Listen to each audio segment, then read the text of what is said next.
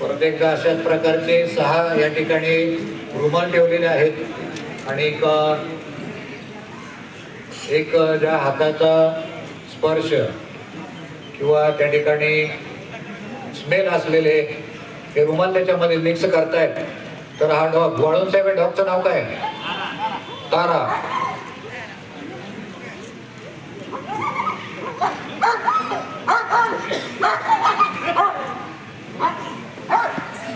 तारा हा कशा प्रकारे त्या रुमालाचा शोध अचूकपणे लावतोय याचं प्रात्यक्षिक आपल्याला या ठिकाणी बघायचंय.